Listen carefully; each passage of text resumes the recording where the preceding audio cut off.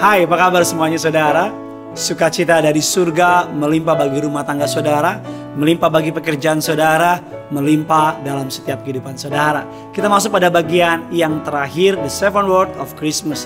7 perkataan mengenai Natal. Namun terlebih dahulu mari sama-sama kita tundukkan kepala, kita mau bersatu di dalam doa. Bapa yang baik, Bapa yang kami sembah dalam nama Tuhan Yesus, kami siapkan hati kami untuk sambut kebenaran firman Tuhan. Hamba-Mu berdoa agar firman Tuhan ini jatuh ke dalam hati mereka yang subur, bertumbuh, berbuah, berakar, menjadi rema. Nama Tuhan saja yang dipermuliakan. Segala yang jahat kami cabut, kami patahkan kuasanya. Bahkan hamba-Mu berdoa agar sepanjang hari ini setiap jemaat-Mu diberkati Tuhan. Di dalam nama Bapa, Putra, Roh Kudus, dalam nama Tuhan Yesus. Setiap kita yang siap diberkati, sama-sama kita katakan amin. Haleluya. Seven word of Christmas. Kita telah membahas 7 kebenaran mengenai Natal. Yang pertama adalah Natal bicara mengenai salvation atau keselamatan. Natal bicara mengenai favor atau kemurahan Tuhan. Natal bicara mengenai bless atau diberkati. Atau Natal berikutnya bicara mengenai guidance atau tuntunan. Dan Natal bicara mengenai joy, kesukaan besar. Natal bicara mengenai redemption, penebusan. Dan hari kita akan bicara bagian poin yang terakhir, Injil Lukas 2 ayat 25 sampai 29. Sudah bisa lihat ayatnya di layar atau buka Alkitab saudara. Mari sama-sama kita baca. Adalah di Yerusalem seorang bernama Simeon.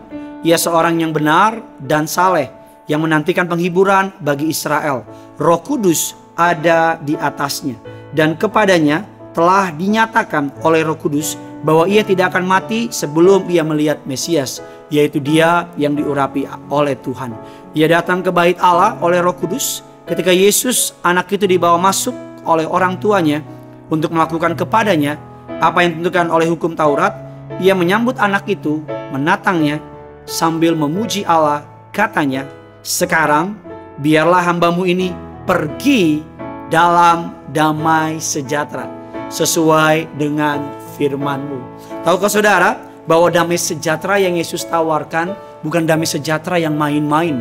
Damai sejahtera yang Yesus tawarkan bukan damai sejahtera yang gampangan. Damai sejahtera yang Yesus tawarkan adalah damai sejahtera yang membuat Yesus bisa tetap mengampuni, bisa tetap tertidur di tengah badai, bisa tetap menjalani tugasnya dengan baik sekalipun ancaman kematian, ancaman orang-orang jahat ada di sekitar dia. Mungkin saudara sedang mengalami masa-masa yang sukar, mungkin saudara sedang mengalami masa-masa yang sulit, tapi hari ini Yesus menawarkan damai sejahtera. Alkitab mengatakan, jagalah hatimu dengan segala kewaspadaan, karena dari situlah terpancar kehidupan. Amsal 4 ayat yang ke-25. Mengapa? Karena tugas kita jaga yang di dalam. Yang di luar biar Tuhan yang jaga. Saya ulang sekali lagi. Tugas kita jaga yang di mana? Yang di dalam. Yang di luar biar Tuhan yang jaga. Bagaimana orang ngomongin saudara bukan urusan kita. Bagaimana orang bersikap tentang kebaikan kita bukan urusan kita. Bagaimana mengenai promosi, bagaimana mengenai berkat dan sebagainya, itu urusan Tuhan. Urus apa yang kita urus. Apa saudara? Hati kita. Apa yang bisa kita urus? Ketika hati kita beroleh damai sejahtera, maka pikiran saudara juga pasti akan mengalami damai sejahtera.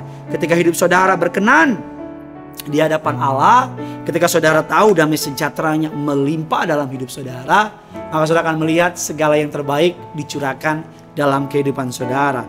Kita akan belajar saudara mengapa orang kehilangan damai sejahtera.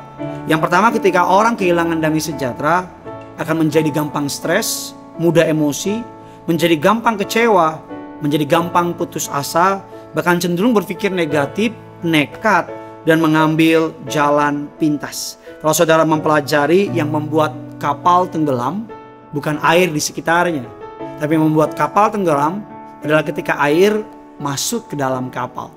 Selama kapal tidak membiarkan air masuk ke dalam kapal, sekalipun di kiri kanan mereka ada air yang begitu banyak menggelora, maka kapal tersebut akan tetap berjalan.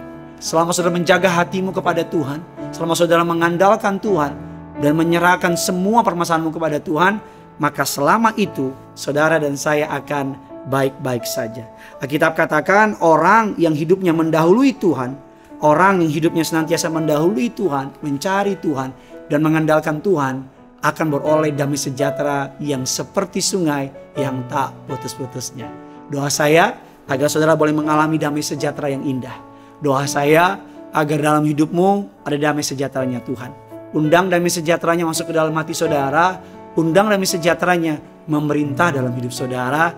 Agar sepanjang hari ini engkau dan aku tidak stres, tidak takut, tidak khawatir. Karena saudara tahu Tuhan memelihara hidup saudara dan saya. Bagikan kabar baik ini sebanyak mungkin kepada orang-orang yang saudara kenal. Biar nama Tuhan saja yang dipermuliakan. Di dalam nama Tuhan Yesus kita berdoa. Dalam nama Tuhan Yesus. Amin.